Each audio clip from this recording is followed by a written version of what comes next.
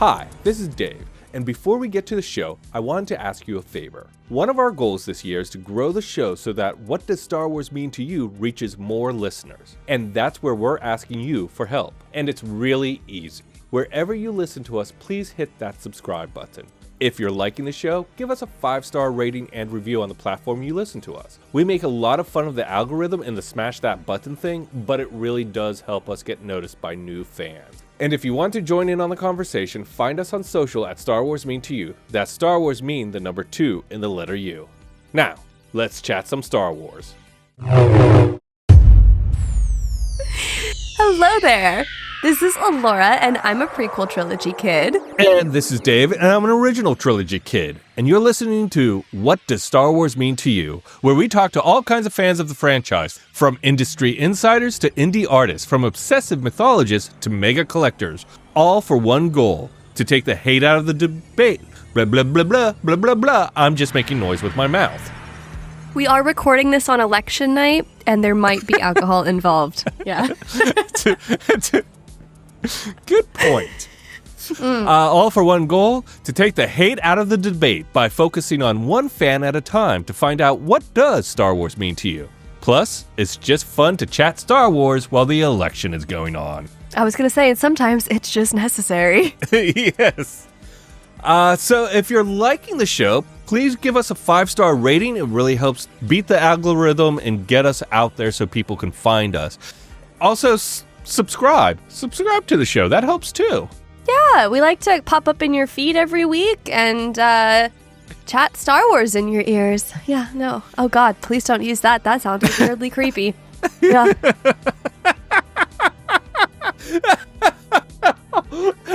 Just imagine someone putting on headphones and then our two faces appear on either side. Hey, do you like Star Wars? This is Star Wars ASMR. Boom. This might be the show for you. You're right, it's creepy. ASMR is creepy. And if you want to join in on the discussion, you can do so on any social media platform at Star Wars Mean to You. That's at Star Wars Mean, the number 2 in the letter U. Yeah. Oh, before we get started, I just also want to say that next week will be our last show for this year, for 2024. Crazy. Yeah. Right? So crazy. And we're ending on episode 75, which I think is kind of cool. I don't know. Yeah. But we'll be back in 2025 with... Sorry, that sounds so weird. Okay. Yeah, right?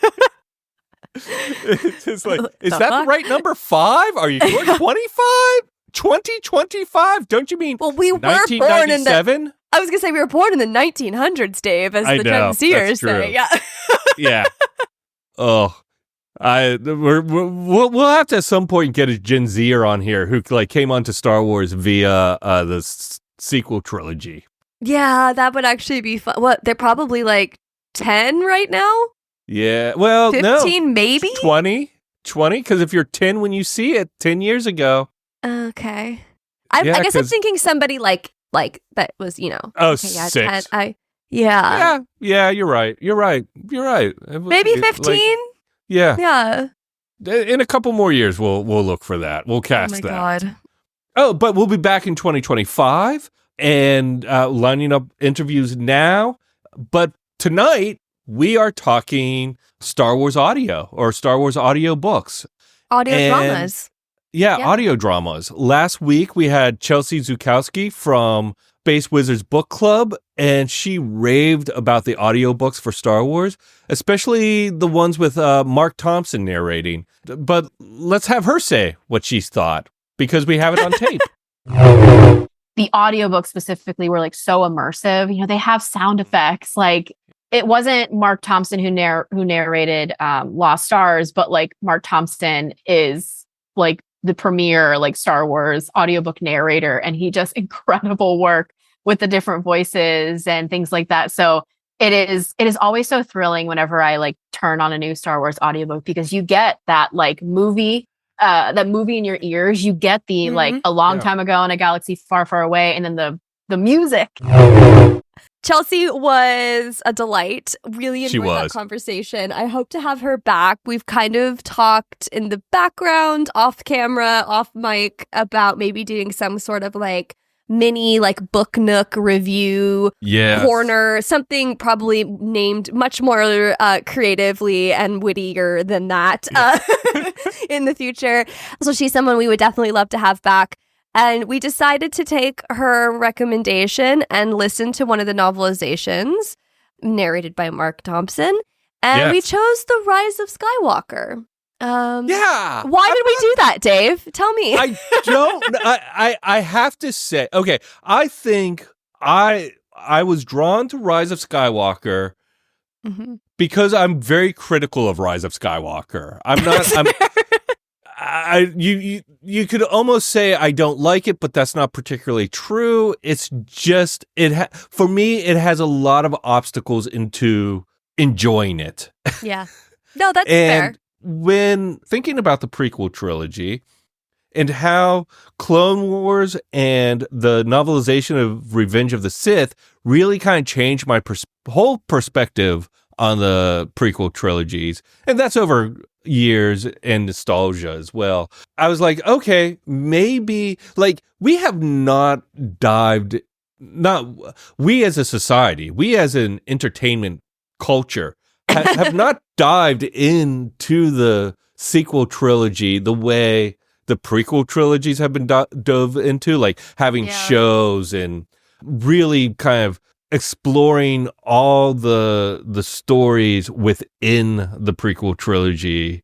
Yeah, the timeline hasn't been expanded on as much. Yeah, the timeline hasn't been expanded on as much. I feel like they did themselves a disservice by having The Last Jedi immediately follow The Force Awakens in its own timeline. Like it picks up like literally right where the last one, the same day the last one ends, and that doesn't give you a lot of room for like cartoon series or a live action series or novelizations. Yeah. But anyway, so I was like, oh, maybe if we read the novelization or listen to the novelization, it could expand my own understanding of Rise of Skywalker, add some different points of view, so when I watch it, it changes the dynamic of the movie a little bit in my eyes.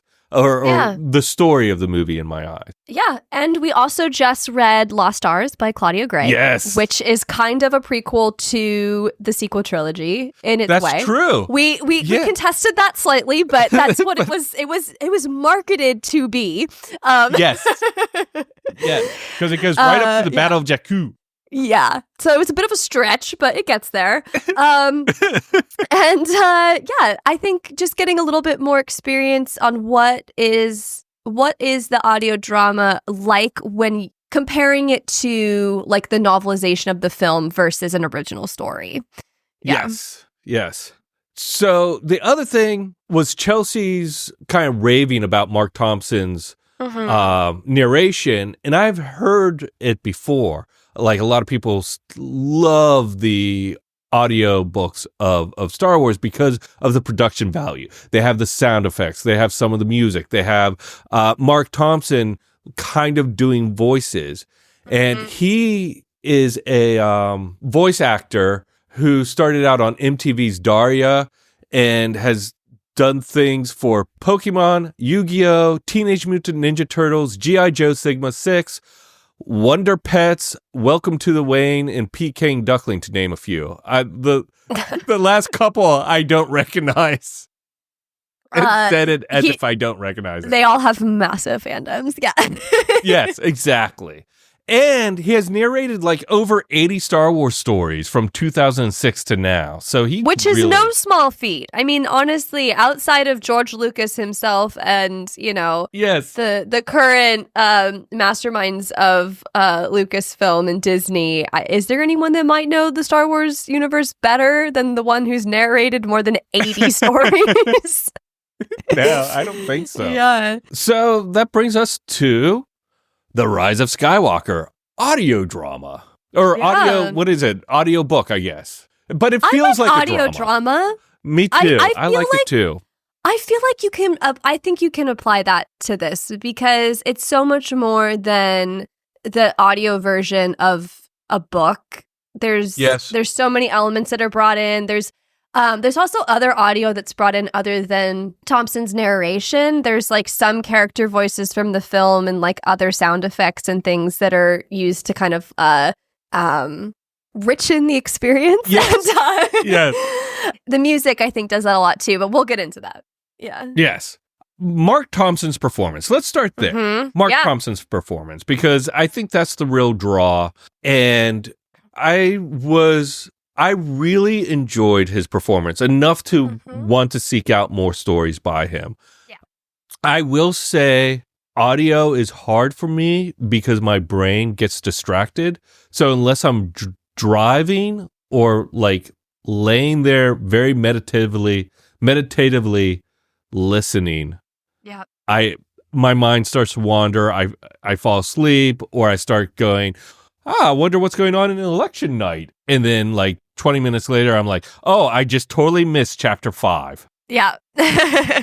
And I have to say, after listening to this, I do want to listen to more Star Wars audiobooks, but I don't know if it's something I can regularly do. I just don't know if I can train my brain to listen while I'm washing dishes and cleaning without meandering. Yeah, I've the same way. I don't normally listen to audiobooks in general. I actually just subscribe to Audible in order to prep for this podcast. So I'm on the 30-day free trial. For that same reason, for me, they don't hit the same way that maybe like a discussion podcast does, or even like a true crime podcast that maybe is following more like a narrative of some kind. Yes. I want to dive in, and some people I think are really more like, enjoy media in like an auditory sense. But if I'm going to read a book, I really do like to just like read a book. Yeah. That said, Marc Thompson's narration of The Rise of Skywalker is to Star Wars audiobooks what I'm equating it to like Stephen Fry and how he was for the Harry Potter audiobooks. Yes, 100%. Yes. Yeah.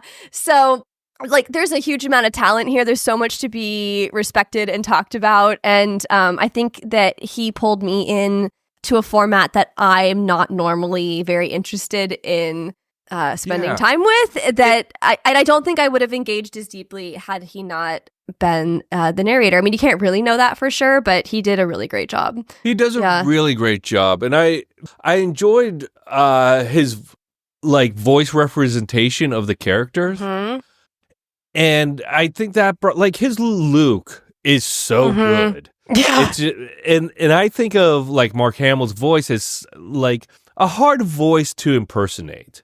Because it's not like Harrison Ford, who like, he grumbles, and so he's like, I'm gonna do this now. There's not just an easy hook for Mark Hamill, yet he captures his kind of aw shucks surprise, yet kind of gravelly Jedi experience. And like early on in the first 4 chapters of the book is literally the first 5 minutes of the movie, and there's so much added there. It's literally where the majority of the reason why you would read the novelization over watching the film even takes place, is those first 4 chapters. They just really cement what's happening with all the characters, what's emotionally driving all of them, why this is important for them right now at this period in time, the motivation, all of it, like in a way that I think calls back to your critique of the film that is just kind of missing. It's just it is just kind of missing. And I'll say this, I forgive the film for the things it missed on. Because I think they were trying to do a lot for a lot of different reasons, but still a little bit of a miss, a little like missed opportunities. Yeah. And the relationship between Luke and Leia felt so much bigger and deeper here, because Luke is talking to her from beyond and kind of setting her up for like, you know what? the end is coming and you're going to have to let go, which is a major theme in the book for Leia, is when's that time to let go. And again, another obstacle the film had to deal with was the passing of Carrie Fisher. Yeah. It makes you wonder because I know that these things don't happen in a vacuum. You know, I know that the novel was being written alongside the development of the film, and it had to have been. And it makes you wonder what we missed out in the filmmaking and in that part of, like, that aspect of the story. Because of her passing, I think we would have had a scene very emblematic of Yoda and Luke's scene in Last Jedi. Yes. With Leia, and I think that would have been so powerful. And that chapter alone is a reason to read this book, because it does just make that whole Skywalker storyline feel so much more complete. It's funny because if she were alive, I wonder if she would have appeared to Kylo Ren on the Death Star. I have so many questions. Oh, yeah. Like, as opposed to Harrison Ford or Han Solo, which I'm not going to lie. Love that scene every time I watch it. Oh, it's great. Well, I'm sorry. Like, I mean, who doesn't? Yeah. We were talking about Marc Thomas's performance. Mm-hmm. What scenes were, like, really enhanced for you through his reading? I think those scenes between Luke and Leia were really enhanced for me. And that's partially story, but also I get wrapped up when I just feel like I'm hearing their voices. I get wrapped up into it. That's like, I think a lot of it kept me interested because of his performance. Like, if it was a straight up just read of the novelization, I don't know if I would have been as invested, but his performance allowed me to hear the emotions and feelings of the characters that the movie doesn't particularly allow for. Yeah. And that kept me listening quite and excited to listen to it. Yeah. For me, I loved his interpretation of Kylo and also Ben, because there's a lot more of kind of fluctuating between the two sides in the book, even more so than you see in the film. I didn't love his verbal interpretation of Rey. There were times where it felt a little bit too, like, falsetto-y, like, you know, quintessential, like, guy trying to imitate a woman, and that made her come off a little bit more juvenile to me. But, and I was really harsh about that in one of our pre-calls to this, but I was thinking about it today when I was finishing the book, and I remembered that Rey is really young. Like, she's supposed to be like 18 or 19. She's a baby. And so for that, I just kind of was like, I think that I don't know, I was projecting my own, like, life experience and age onto her, and it's like, no, I probably, like, would have been interpreted that way at 19 as well, like. So fair is fair. But for me, the most, like, significantly enhanced, like, experience or perspective or however we want to phrase the question was how he portrayed Palpatine at the end. Oh yeah I in the film, he comes off to me, and this is one of my biggest critiques with Rise of Skywalker, is it's really loud and it's really grand and it's almost comical in, like, a sense. It's like, just yes. It's just like, I am your dictator. You will fall before me. And what he did with it was so much darker. It was calm. It was there was so much more, like, intent. The emphasis on certain words was like giving me, like, chills on the back of my neck. That's way more terrifying when you have an opposition that is, like, calm and quiet, but speaking venom. Like, that's so much scarier than, you know, make the sacrifice. It's just like, and there's a bit of that in the book, but yeah. He became a caricature of himself in the movie. Thank you. That's exactly what I'm trying to say. Yes. Yes. And then for me, it's the light flashing all the time. It's like, how much lightning is it in this spectacle. arena? Yeah. It's a spectacle. And so I just it was never really scary to me watching the film, but it was scary listening to the book. So that for me was the most enhanced experience. I was like, oh, Palpatine is oh, he still got it. He still got the ick. Yeah, he still got the ick.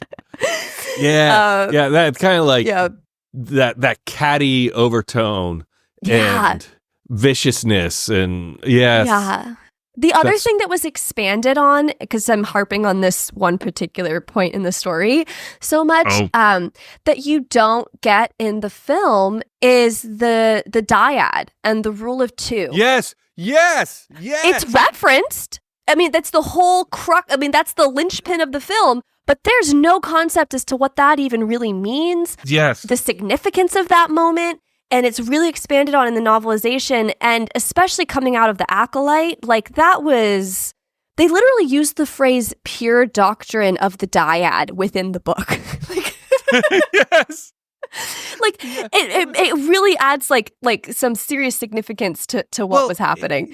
It gives you the background necessary to know the seriousness of the situation. Yeah, and it even does that earlier in the book because they reference Plagueis. Is it Plagueis or Plagueis? Sorry.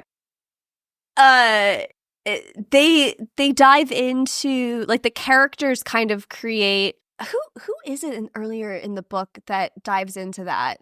It's someone in the Rebel Alliance space. Is it what's his face? Oh God, I can't think of any of their names. Well, earlier in the book... Dominic Monaghu's character? Possibly, yeah. Someone in the Rebel Alliance is like, oh, here's all of this, intelligence that we have on the Sith and Plagueis and, what this all means. And then to have that tie-in at the end, it's just God, it makes you just really wonder why certain choices were made in the theatrical script. Because I feel like that was really important. Yes. Well, yeah, that's the thing. It's I do feel like the movie chose to gloss over things and leave them very vague in order to be well, we can fill it in later, figure it out later. We'll see what sticks and what the fandom likes, and we'll glom onto that, as opposed to going, you know what, this is what it is, and this is what we want to do, and here's something I don't know. For me, I'm always more critical of films that don't seem to make intentional choices. Than films that make intentional choices that may be wrong or I disagree with. And that's one of my big critique of Rise of Skywalker is it's not really making any real choices. It's a lot of spectacle. I think spectacle is a perfect word. Spectacle is the word for it for sure. Outside of these, I feel like we've moved away from. Yeah, I know. The characters themselves and performance and how that influenced us. What other deeper understandings of the characters, motivations or conflicts did you get from the book? Something very, very small, which was Rey looking around at things. At wreckage or something going, oh, I could get 2.5 portions for that. I could get 3 portions for that. I loved that moment because it made me see Rey more for Rey than as a stand-in for the person watching the movie. She seemed, and it's such a thing to do. If you grew up like that, you would do it all the time. You'd be walking down the space parking lot and going, look at that X-Wing. I could get 6 portions for that. Yeah. For an X-Wing, I think you get at least 600. Yeah, you can get 600. But maybe for the Hydra Spanner. Yeah, exactly. But I loved that little moment. And there was a lot of those.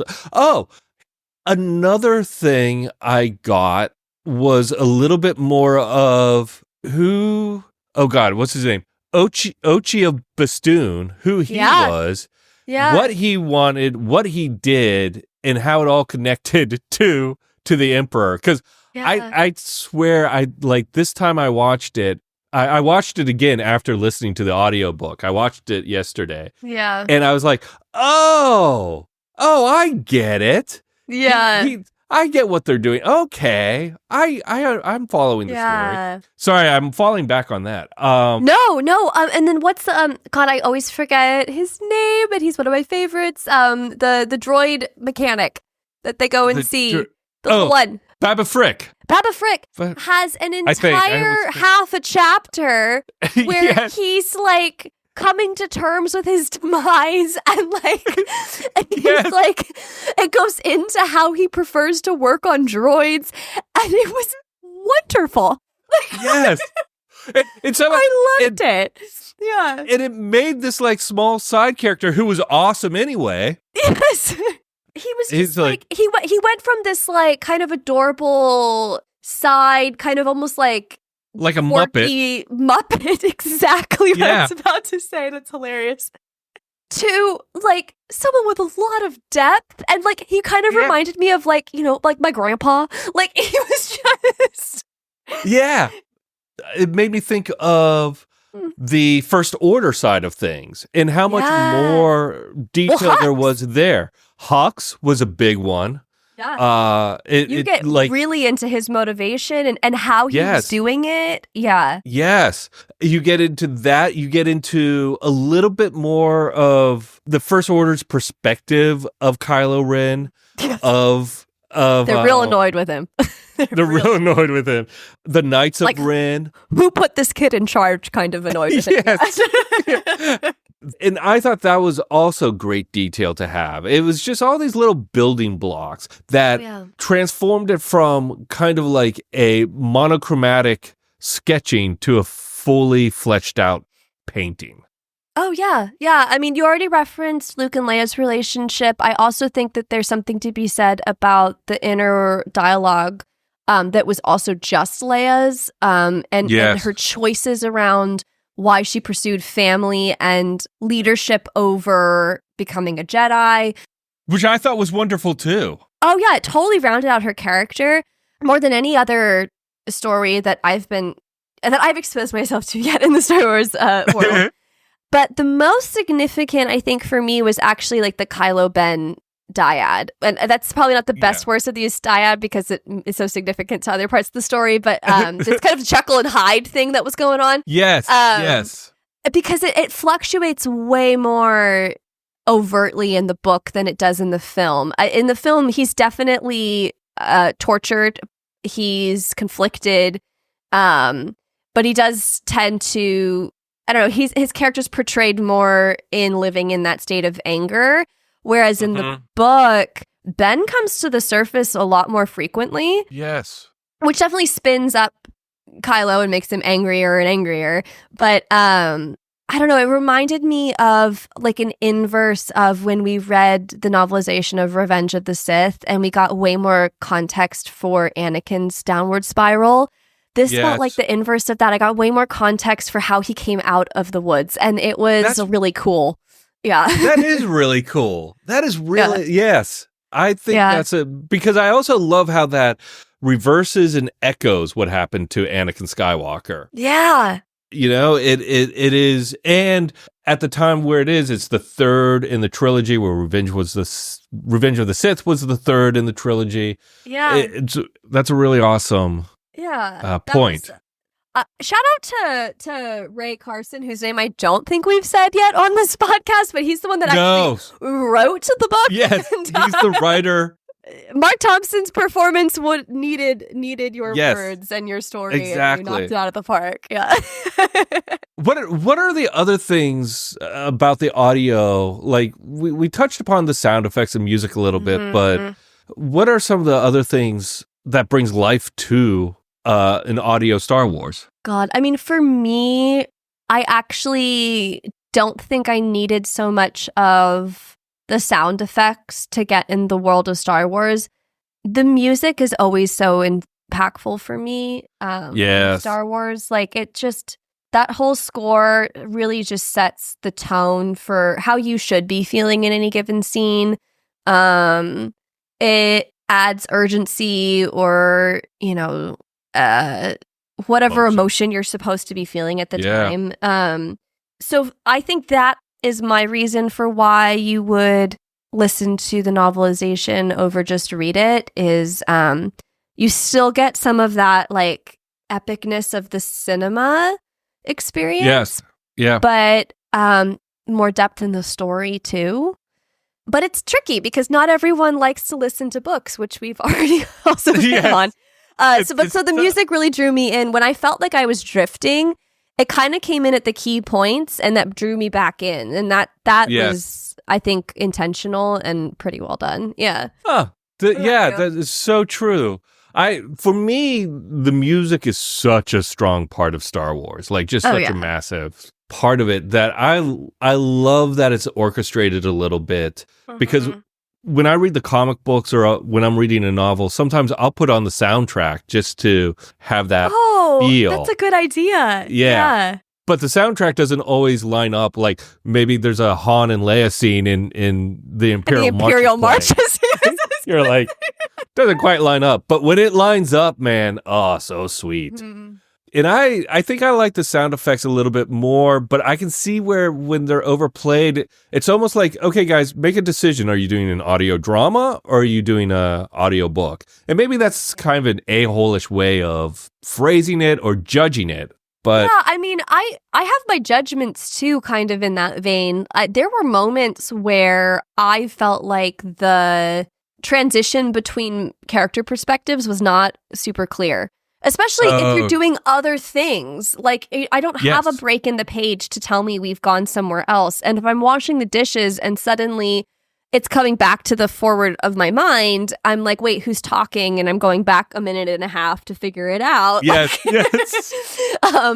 that's, I don't know if that's so much a criticism of the way that this was put together or just my ADHD. But, Yeah. But I get that that visual separation is so necessary, because when you it's so necessary. Reach the end of a paragraph and you're like doing some kind of jump, whether a scene jump, it's hard to know it via the audio drama. Sometimes, unless you're doing what you said and you're just sitting and listening and doing nothing else. Yes. Yeah. So let me ask you this. So maybe we can end on this. Okay. If you're a fan of both the book and the film, what would you recommend as the main reasons to listen to the audio version as well? Well, I think we've definitely hit it. It's the depth in the story. Mm-hmm. But I honestly, I would also just say, and maybe this is a total cop-out, but, it's just another way to experience Star Wars. So, why not? Yes. Yeah. Yeah. It's also, what? I find it a great way to experience the novelization without reading it and having that very Star Wars feel. Yeah. Yeah, I totally Do you want to agree spend more time in the story? That's the way to do it. I mean, the film's only 2.5 hours or so, right? This is... Yeah, 9 hours. Is it 9? Yeah. So 9 or 10 hours. I forget exactly what. Yeah, it'll take you 2 weeks. If you're just kind of tuning in and out, that can be fun. I mean, why not? There's a Star Wars format for everyone, and if you haven't tried this one yet, you might realize it's the one for you. When I first moved to LA, I didn't have a job, so I was doing food delivery, and it was kind of like it was pre Grubhub type of service. This is the 90s, and we all had pagers, and you were paged a code, and that was the restaurant. My dad having a pager, yeah. Thank you for that. That's 2 tonight. I didn't mean it like that. It was just nostalgic. Sorry, I used to play with it as a kid. Anyway. I'm not cutting that out. So. That's fair. I deserve that. Sorry, you were saying. But I would spend all night driving around Los Angeles, picking up food and delivering it to different places. And I would listen to the NPR Star Wars audio drama, which was about 8 hours, I think. And I had it on cassette, and I loved listening to it and just driving around the city. And I think that's, if I was doing a lot of driving today, I'd listen to Star Wars audiobooks all the time. Yeah, it's like having... I don't know. It's nostalgic. It's a comfort. Why not just have it around? Yeah. The world's like kind of fucked up right now. So like, yeah. What do you mean? Let's all just take in a little bit more Star Wars. Yes, It helps. So that's what Star Wars means to us this week. But what do you think? Did you enjoy The Rise of Skywalker? Do you think the novelization enhanced the movie at all? Are you listening to Marc Thompson in his narrated Star Wars dramas? And what other books of his should we listen to next? Like, what's the top of your list? Which ones are the best? What are the really great Star Wars audio books? Oh, that's a good question. If you have any, give us a shout at Star Wars Mean to You. That's at Star Wars Mean, the number 2 and the letter U. Next week's our final show. Yes, for the season. Oh God, sorry. And next week is our finale of season 2. Yeah. Wow. Can you believe it? And no, it was this time last year that you were like, hey, are you interested in doing a Star Wars podcast? So this has been a whirlwind. I guess I gotta ask again. Hey, are you interested in doing a Star Wars podcast in 2025? Yeah, why not? Yeah, exactly. Next week, we're just going to kind of take a look back at the season, talk more closely, like, what does Star Wars mean to us? Maybe talk about the 3 elements that make Star Wars to us. And I like that. Yeah. How does it change over year? Yeah. Yes. Okay. So until then, may the Force be with you. And with you, especially tonight.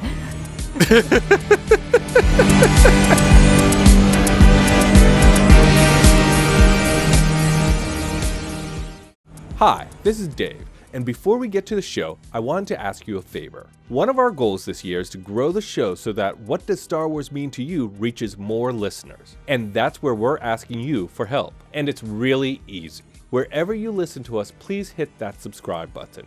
If you're liking the show, give us a 5-star rating and review on the platform you listen to us. We make a lot of fun of the algorithm and the smash that button thing, but it really does help us get noticed by new fans. And if you want to join in on the conversation, find us on social at Star Wars Mean to You. That's Star Wars Mean, the number 2 and the letter U. Now, let's chat some Star Wars.